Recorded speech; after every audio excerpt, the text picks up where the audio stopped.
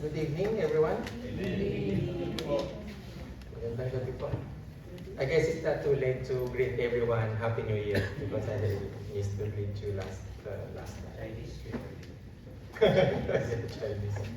Okay, before we start, let's pray and commit our time with the Lord. Our God, our Heavenly Father, we give you thanks and praise and worship because you have come and you have called us to this place, Lord, to give you our worship, to give you our thanks, our praises. We pray, Lord, that may your word be magnified. We humble ourselves to the holy presence of your word. And we ask, Lord, that may the Holy Spirit help us, guide us, that we may be able to understand, and much more that we were able to put this into our life, in our daily living. Yes. This is our prayer in the name of our Lord Jesus Christ. Amen. To continue with our theme this month, which is standing on the Word of God, I think it's very solid statement. It's very straightforward, very imperative declaration that we need to stand on the Word of God. The Lord Jesus Christ said that whoever hears His words and put them into practice is like a wise man who built his house on the rock. But this may only be true to those who has the relationship with the Lord Jesus Christ, who put their trust and faith in Him alone. Because those people who does not have this kind of relationship will ask, why will I trust His word?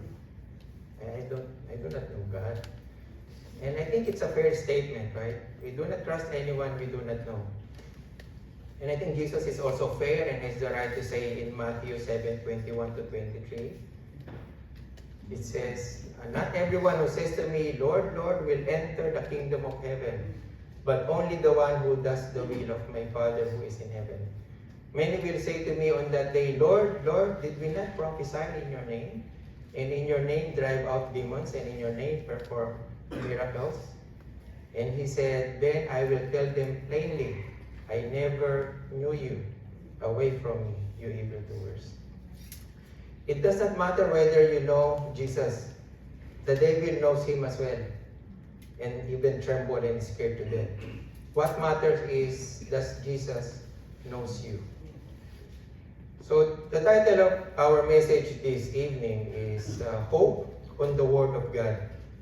According to Romans 15 verse 4, that says, for everything that was written in the past was written to teach us, so that through the endurance taught in the scriptures and the encouragement they provide, we might have hope. Amen. So from this verse, we are going to answer the following questions.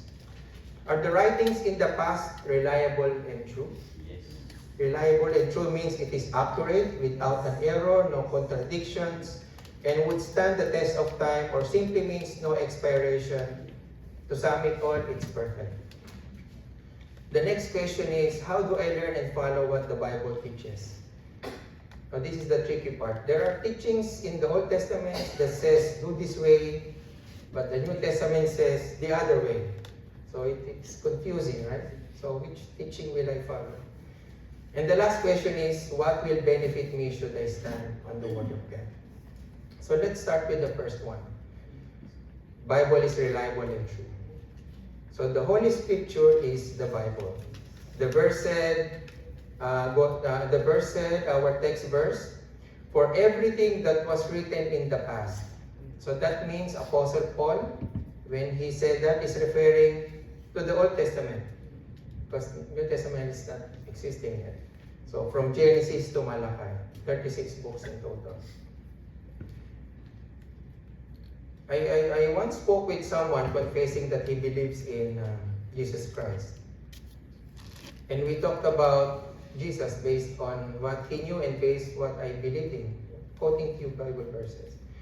And when I mentioned about the Bible, his immediate reaction is that he's not 100% convinced in everything that is written in the Bible. And he cited one story that is questionable to him, which is the story of creation. It became a lengthy discussion because the question keeps going, but then we parted expressing that he would like to have another chat to talk about these things. I would not disagree that there are stories in the Bible such as great floods, story of Jonah, the story of Moses, that's hard to take in. But this is the interesting part.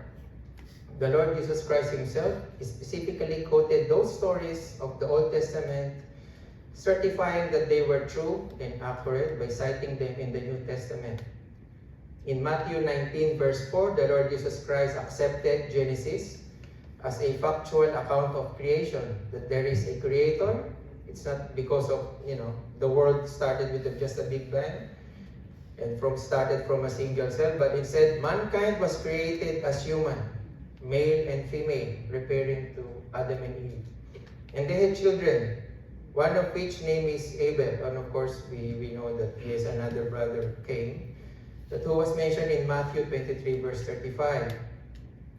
Now in Matthew 24 verse 37, Jesus mentioned about Noah, referring to the great flood. In Luke 17 verse 32, reminding them about Lot's wife, who looked back and became a pillar of salt, the events that took place during the destruction of Sodom and Gomorrah. In Matthew 12:39 verse 40, Matthew chapter 12 verses 39 to 40, Jesus told them about the story of Jonah. Yeah, this is a bizarre story, right? Who would believe that a person would stay in the belly of a huge fish in 3 days and 3 nights? If you tell someone who doesn't know this, he said, that's unbelievable. He should be dead before he ended up like on the second day. But Jesus mentioned about Jonah. And in fact, it's one of the Athenids and Pastor Lino's grandson's name. And the first 5 books written by Moses, Genesis, Exodus, and Leviticus, Numbers, and Deuteronomy, these are all stories that is hard to take. But in John chapter 5, verses 46 to 47, Jesus mentioned a very remarkable statement in here. He said, if you believed Moses, you would believe me, for he wrote about me. But since you do not believe what he wrote, referring to those 5 books, how are you going to believe what I say? Isn't that ironic? Anyone who has a genuine relationship with Jesus Christ must believe on everything he said. Maybe you only know him, but not accepted Jesus as your personal Lord and Savior. Going back to our verse, it says, for everything that was written in the past. In our present time, those written in the past not only referring to the Old Testament, but as well the New Testaments, comprising of the 27 books. Total of 66 books, the Old and the New Testaments. Perhaps one of our questions, since the Lord Jesus Christ testified to the trueness of the Old Testament's writing, who testifies the stories of the New Testament? That Jesus Christ was born, performed miracles, explained to them the kingdom of heaven, have died, and resurrected. The answer is, all the writers of New Testament certified the authenticity of the events that happened during that time because they were credible eyewitnesses who believed and followed Christ, whose lives were transformed and changed, suffered and died for their faith. Just to cite a few examples in the accounts of Luke, who wrote the Gospel of Luke and Book of Acts. We can see in these verses that Luke did not only... So he mentioned here that there are already accounts written. So he can just, copy and, collect and copy and maybe create acknowledgement. When at the back of the book there are acknowledgement. But he did not do that. He said in verse 3, I myself have carefully investigated everything. So he did from scratch so that he can give an orderly account to Theophilus. And then in the book of Acts, he said the same thing. So in the book of, on the Gospel of Luke, what Luke written is the life of Jesus Christ before Jesus Christ was crucified. And then in the book of Acts, that is when he continued the story of Jesus Christ after resurrection and after and during the time that the apostles and the believers do their sharing the gospel of the Lord Jesus Christ. So that is how he wrote it. And in his introduction in the book of Acts, he said, he wrote about Jesus appearing to the apostles and believers for 40 days after his resurrection. So that is the account of Luke. Next is the account of Apostle Paul, who wrote 13 of the New Testament books known as Epistles of Paul. So he was converted from a zealous persecutor to a faithful persecuted. He left his prestigious position, status, and fame in an exchange to a miserable and harsh situation because of his full obedience to the Lord Jesus Christ until death. And in 1 Corinthians 15 verses 1 to 11, he wrote about Jesus fulfilling the prophecy of the scriptures pertaining to death and resurrection of the promised Messiah. So he did not only affirm Old Testament, but also affirms the life of the Lord Jesus Christ. And he also added that Jesus appeared to the apostles and the believers whom he met face to face. And he affirmed that Jesus also appeared to him. That is approximately 6 to 8 years after Jesus has been crucified. 6 to 8 years. And in Paul's defense about the gospel in verse 13 to 14, it says, "But if there is no resurrection of the dead, then not even Christ has been raised. And if Christ has not been raised, then our preaching is in vain and your faith is in vain." And lastly, I think this is the most credible source. It's Apostle John, who had the most profound experience and knowledge among other writers to attest the credibility of the New Testament for the following reasons. He was the closest to Jesus among the 12 apostles, who was given the name John the Beloved. He was the last surviving apostle among the 12 apostles plus Apostle Paul. And most likely during that time, he was able to get hold of earlier writings of Paul. Peter, James, and the Synoptic Gospels, Matthew, Mark, and Luke. He was able to read that. Which possibly the Gospel of John is quite unique from other 3 Gospels. It's quite unique. He wrote the last 5 books of the New Testaments in the chronological order in 3 different genres: the Gospel, Epistles, and the Revelation, which always started about the Word of God. In the Gospel of John, he wrote that they have seen the glory of Jesus as God from the beginning of time, was born in this world, became fully human, at the same time fully God. In his epistle in 1 John chapter 1, he wrote once again that Jesus was from the beginning. And we can easily notice in this word those identifying verbs. He said, maybe you can turn into the next one. Yes. Which we have heard, which we have seen with our eyes, which we have looked, our hands have touched. And then in verse 2 again, so the verse 1 that which have heard and which we have seen, which was from the beginning, so he was referring to the deity of the Lord Jesus Christ. Now, the second verse, he said again, the life appeared. We have seen it and testified to it. That is referring to the Lord Jesus Christ who manifested in human form. And again, in verse 3, that they proclaim what they have seen and what they have heard.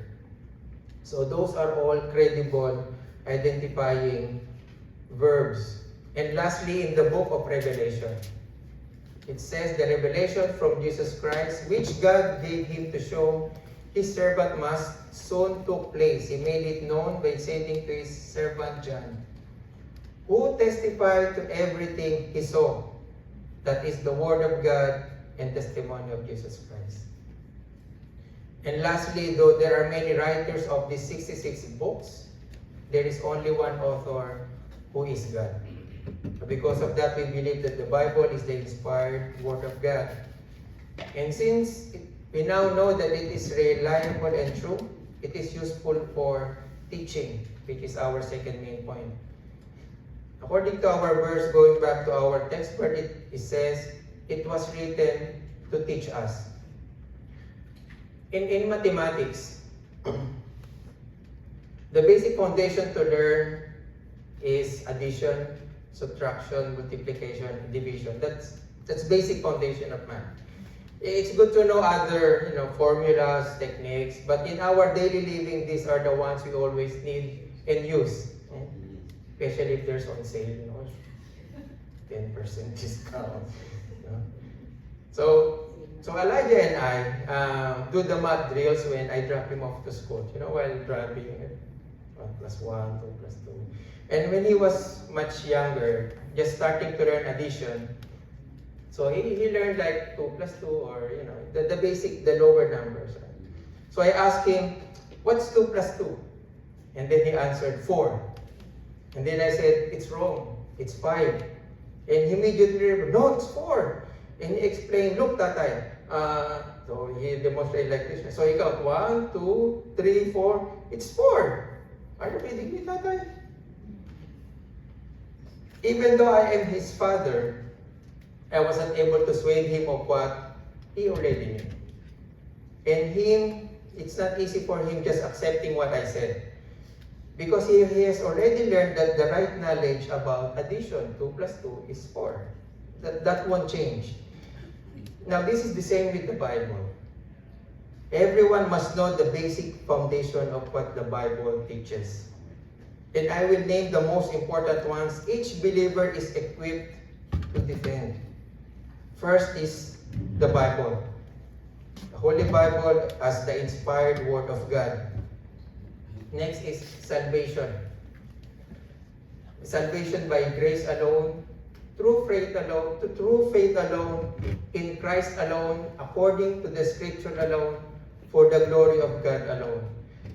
Just on this statement of our salvation, you can easily eliminate false teachings. When someone says, we believe in Jesus Christ, this is what it says in the Bible, but if you become our member, it's Christ alone, without any membership. Or he said, I will believe God, this is also what the Bible says, I agree, and this is what another text we are showing you another of their texts. It's Scripture alone. So there's no addition, right? Saying grace, no, we believe in grace, but you need to do good works. So this is basic foundation. What else? God. There's only one God, but in 3 persons. Father, Son, Holy Spirit, and God never changed. He's the Alpha and the Omega. Never changed. Jesus is the Son of God. He died, resurrected, and reigned forevermore. And lastly, the church. It is the group of believers called out by God to gather together. So these are basic foundation. It's like, addition, subtraction, multiplication, and division. So we need to clearly learn and understand about these core doctrines and confirm that it is what the directly from the Bible really says. It means it emphasizes the importance of directly learning from God's Word, ourselves, personally, rather than relying on human teachers, pictures, or interpretations. And that is a big reason why. According to 1 John chapter 4, verse 1, it says, "Dear friends, do not believe every spirit, but test the spirits to see whether they are from God, because many false prophets have gone out into the world." False teachers were not only during the time of Apostle John, when he wrote that book, his books, that was almost 2,000 years ago. False teachers are still around. And actively working in our present generation. And they are right in front of our faces through YouTube channels, podcasts, websites, and social media. We can easily watch and listen to, to any preachers. I'm not saying it's wrong. I have several YouTube channels that I'm subscribed to as well, but we need to be extra cautious and careful who to follow and listen to. We need to filter the message and the interpretation of what the person is saying. Is it still according to what the Bible really meant? So the question is, how can we identify which teaching is right and wrong? How can we filter it? The answer is, we need to personally know and understand and believe the Word of God. Be like the Bereans. In Acts 17:11, now the Berean Jews were more of noble character than those in Thessalonica, for they received the message with great eagerness and examined the scriptures to every day to see if what Paul said was true. Likewise, examine what I'm telling you right now. Check. If there is something that I said that contradicts what the Bible meant, and I'm more than happy to receive any correction. Have you noticed any mistake that I mentioned so far? No? No, I said in the beginning, which I only say now, I said Old Testament has, I think it has 36 books. It should be 39 books. And 27 in the New Testament. Okay, now in the field of manufacturing, which most of you are working, especially those who, in the field in automotive, aerospace, medical devices, electronics, semiconductor, there is what we call calibration process. So the way it works is, so if we have the testing device, so over time, this testing device, let's say it's a caliper. So over time, this testing device, it wear and tears because of constantly using temperature, humidity, corrosion. It affects. Then, so over time, that device will no longer be accurate, and because of that, that device will be checked against a standard. A reference standard. So it will be compared with the standard, and then it will be checked whether it's still within the specification. Right? So that's what calibration means. Whether it needs adjustment, repairs, or it's no longer be used. But furthermore, so when we compare it to the reference standard, that reference standard will also be calibrated to an international standard. So it's like higher and higher. Right? So just to confirm that whatever standard we are using right now is also complying to the international standard. So the international standard is the standard amongst the standard. As far as I'm aware of, no one has dared challenge the calibration report performed the international standard or even the reference standard. If the standard says your device is no longer usable, you will not disagree. You need to scrap it or replace it. It is foolishness to say that my reference standard is more accurate than the international standard. It's not even a word. It's not even a statement. And it's much foolish to say that my testing device is more accurate than the reference standard. That's out of the planet statement, right? So where am I going with this? Going back to our text, it says, the scriptures was written in the past. Let's focus on that word past. Past. Long time ago. In our today's generation, people are getting used to terminologies like updates, upgrades, obsolete, expiration, expired. So let's say we have the electronic device. We say maybe it needs a software updates like iOS, Android, drivers, or maybe this model is already obsolete. You need to upgrade. We need to keep up to the current versions or changes to make things work. The same things with people's lifestyles, behavior, cultures, and values. That changes. You know, the Bible underwent the process called canonization. Canonization. This is the process by which the books of the Bible receive their final approval as the authoritative and inspired Word of God.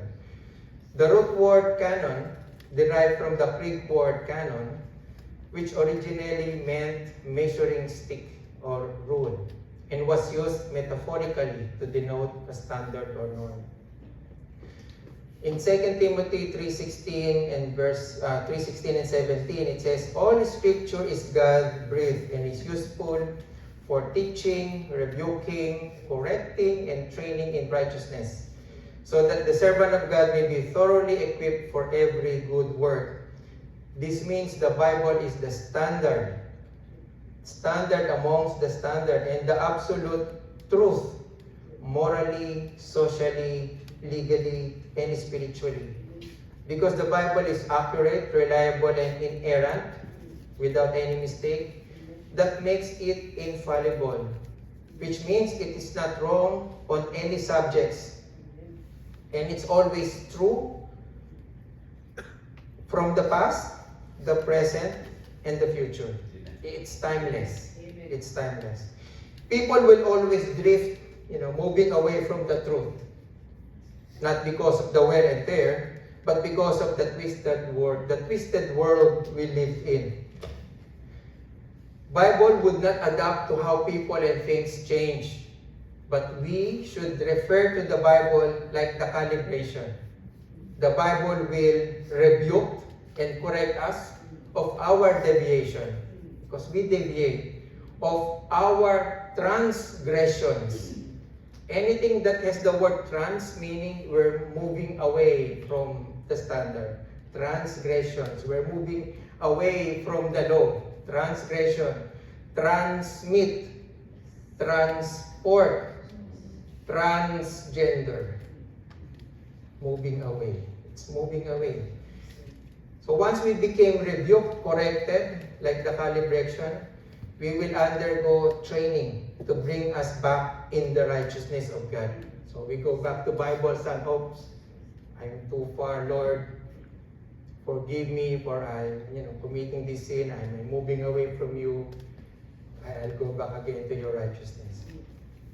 The Bible cannot be and will never be obsolete or expires. Therefore, it does not need an upgrade. In Matthew 24, verse 35, it says, "Heaven and earth will pass away, but my words will not pass away." To answer the question, how do I learn and follow what the Bible teaches? Okay, this is a challenging one. So there are so many ways to answer this question, but to answer this, we just use 4 points. First is, pray for the Holy Spirit.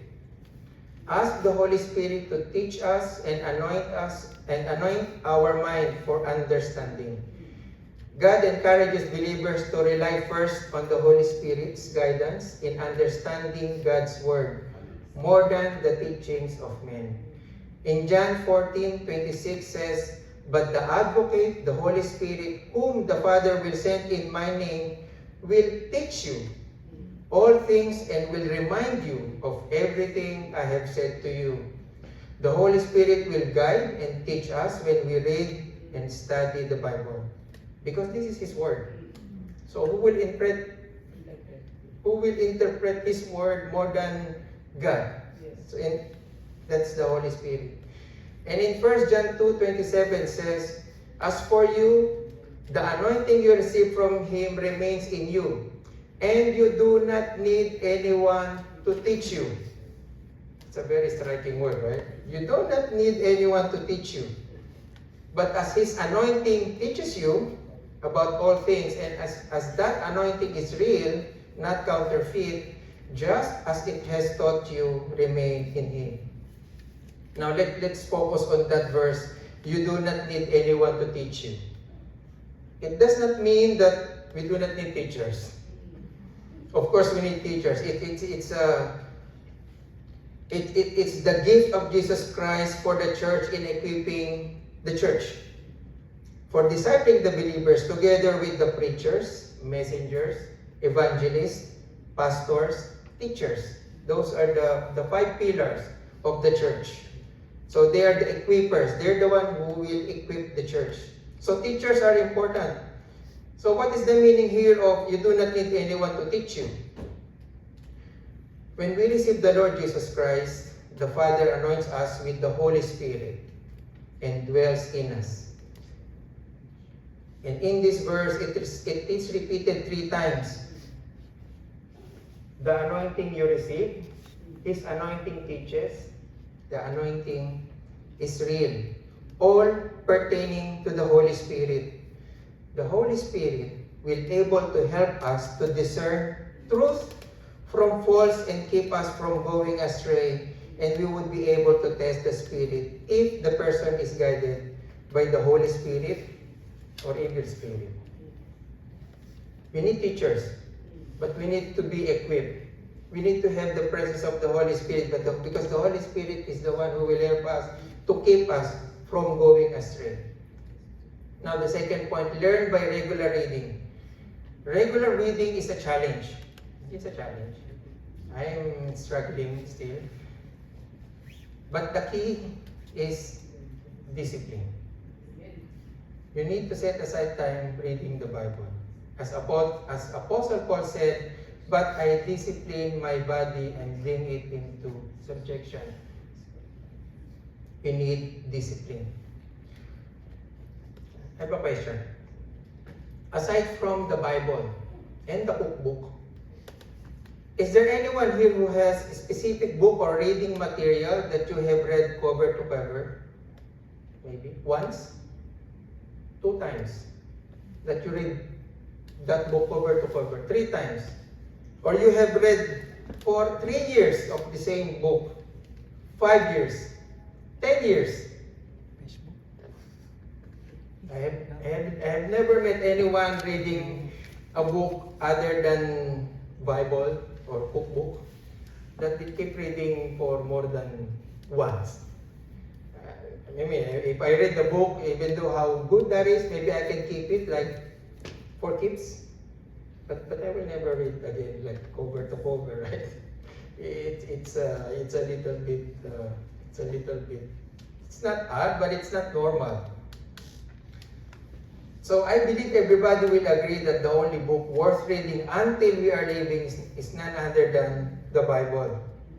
Because according to Psalm 119 verse 105, your word is a lamp for my feet and a light to my path. Yes. Amen? Amen.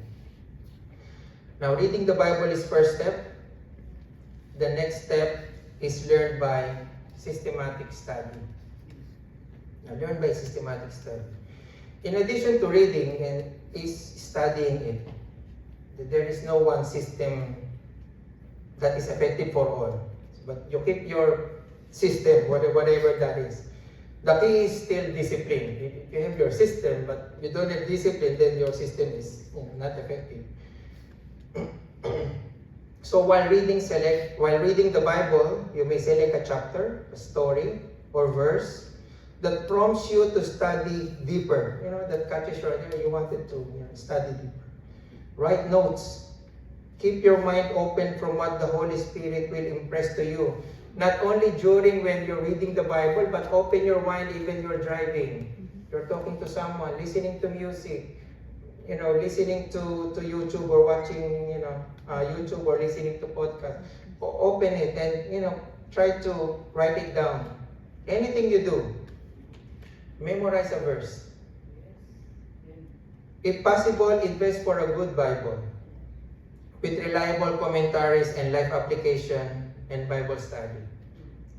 Reading the Bible didn't come easy to me. So when I first became a Christian, you read the Bible. Of course, first Genesis. Well, still, very interesting book. But when it came to Leviticus, Numbers, now you fell sleepy. So I went to Matthew, the same pattern, like this one begot this one, and this one begot this one. So, but discipline. And as you move along, you study the New Testament, Old Testament, New Testament, it becomes so beautiful. It's beautiful. It's like, I think you can relate. I do not know in your culture. In our culture, most of Philippines, we have the coconut milk. We do this manually. And we press it to get the coconut milk. Get the first press, right? With a little bit sweat. First press. And then later on, the second press, a little bit diluted with, a little bit of water. And then your third press, which is like maybe one glass of water and press it. But the quality of coconut milk decreases, right? The first, second, third press. But the substance that you get when you study the New Testament and the Old Testament, it's like when you press them together, the nutrient is the same. It's like milk, mother's milk. I believe mother's milk doesn't depreciate, like it's the same milk, right? It's the same nutrients that you get, milk. So that's the beauty of Old and New Testament. The moment you were able to combine these two, it's beautiful. Just imagine a person, Pastor Lino, for example. How many years have you been Christian, Pastor? How many years have you been a Christian? Since 1944. No. Okay. So, but I believe you've been reading the Bible for maybe 40 years, 50 years, for example. 40, let's say 40 years. And I believe every time Pastor Lino read the Bible, and you still have that excitement. Could you imagine that, reading the same book for 40 years, and sometimes you get surprised, like, oh wow, I did not see that before. It's something new, right? There's always excitement, like, it's so beautiful. You will see that, wow, I did not see that. It's incredible. Just to put it that way, that's how the Word of God is.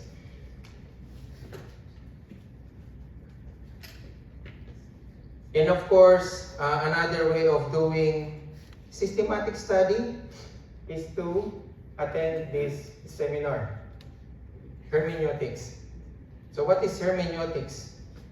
Hermeneutic is the science of interpreting the Bible. If you have time, that is on March 29 at MFBC. So that's Saturday, 8:30 to 3 p.m. So this is more of a systematic way of how to interpret the Bible. So we will have an understanding of, oh, this is what Old Testament says, and this is what New Testament says, and they're different. Which one to follow? One good example is our worship day. The whole Old Testament, the Israelites go on Sabbath day. 7 day, right? 7 day, Saturday. The Lord Jesus Christ went to synagogue on Sabbath day. Agree? In the book of Acts, the apostles, they also go to synagogue in Sabbath day, Saturday. What are we doing here? It's Sunday.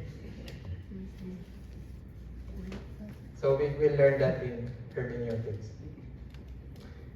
And lastly, putting God's word into practice. We do not want to take, knowledge after knowledge after knowledge. We do not see that, but there could be believers that are spiritually obese. Just, taking all knowledge and knowledge, but we're not putting it to practice. They didn't serve. You just keep your knowledge deep. So we say, you're spiritually obese, but we don't see that. In Joshua chapter 1, verse 8, it says, keep this book of the law always on your lips. Meditate on it day and night. Why? So that you may be careful to do everything written in it. Then you will be prosperous and successful. Now, when we say prosperous and successful, we always think with material things, right? Prosperous maybe, but successful has a different meaning. Not necessarily mean you're successfully in material things. In summary, we can learn and follow God's word through prayer, asking the Holy Spirit to give us wisdom for understanding. Second is to discipline ourselves in reading the Bible, to study systematically, and lastly, by putting God's word into practice. Now, to answer our third and last question, what will benefit me should I stand on the word of God? Which is our last and concluding point.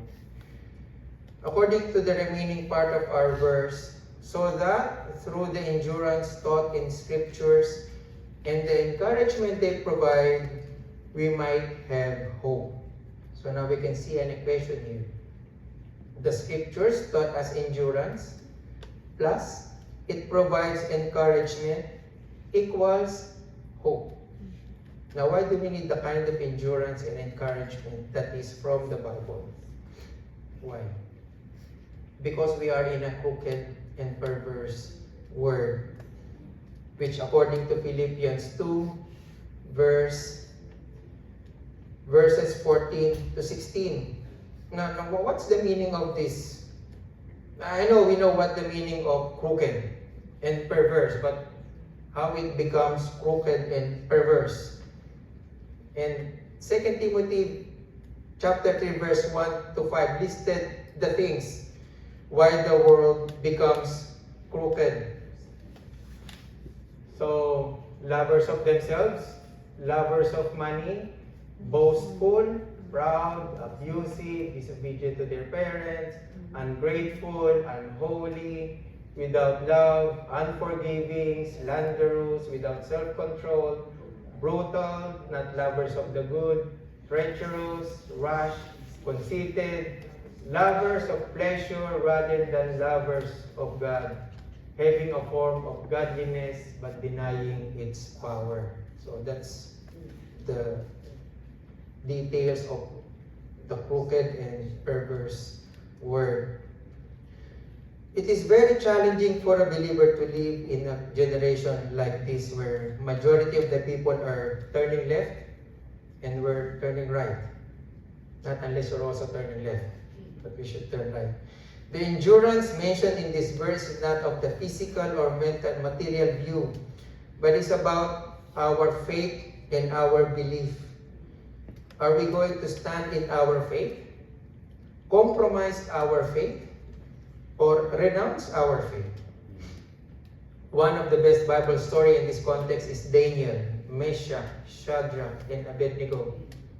That even it will cost them death, they were firm in their faith. So the verse is telling us to do all things in Philippians, do all things, which means obeys God's word. That's do all things without complaining and disputing, that you may become blameless and harmless, children of God without fault in the midst of a crooked and perverse generation. That is endurance. Doing all things even though other people doing other things. But we need to endure. To continue with the verse, it says, in the Philippians, among whom you shine as lights in the world. That means the believers who endures without fault shall be a living testament of God's goodness to other people who does not know Jesus. It's our testimony. And that is encouragement to other people. And to the same believer too. Our world will not get any better. It will become worse and worse. The hope of a better world is just a wish that will not going to happen. I explained in last month's message about two definitions of hope. Right? One is just hoping like a wish. It may happen, it may not happen, because it's a hope. You're hoping.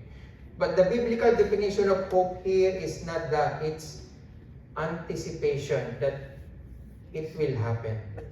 And that is what it says here in verse 16. Holding fast the word of life, so that I may rejoice in the day of Christ, that I have not run in vain or labored in vain. Just like I mentioned a while ago, the world will not getting better. It will get worse and worse. So there's no hope there. There's no hope. But it says here there is a hope. So what is that hope? The hope is when the Lord Jesus Christ will come again. Amen.